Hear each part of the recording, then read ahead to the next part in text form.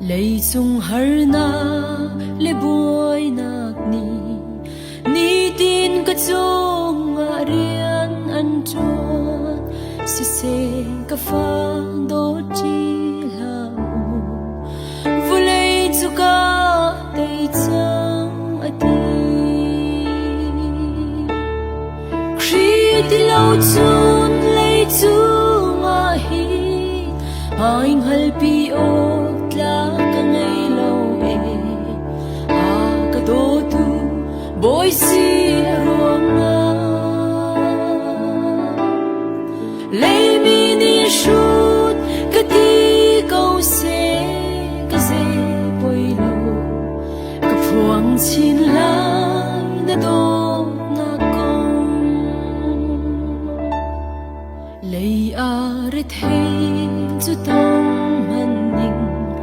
kai lom theo lai boy pa ruang a chung san na kwan sui khua in sil i na o lai le ram hi kri ti lo chun le chu ma hi mai hal pi o ta ka ngai lo e a ka do tu boy si roma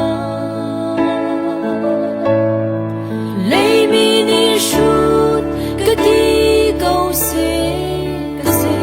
boy lo ka phuang chin la na do na kong lei mi soi se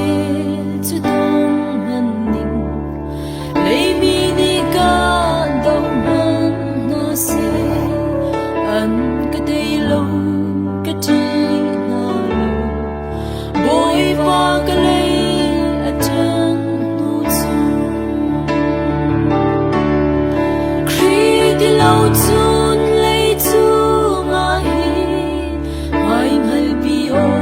tla ka ngai lo e a ka do tu boy si roma lei mi ni shut ka ti ko se boy lo ka phuang chin lai na do na kong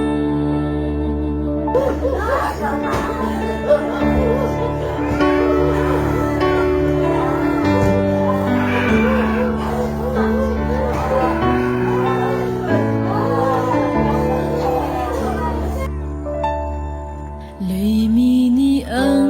thei thiam lo e boy pa dot nak a thu zia hi thei na se lo an do na lo ka pa an son nak ngai thiam na khri ti lo chun lei chu ma hi mai hal pi o tla ka ngai lo e a ka do tu boy si roma lei mi ni shut ka ti ko se boy lo ka phuang chin lai na do na kong lei mi ni shut ka ti ko se boy lo ka phuang chin lai na do na kong ka phuang chin lai na do na kong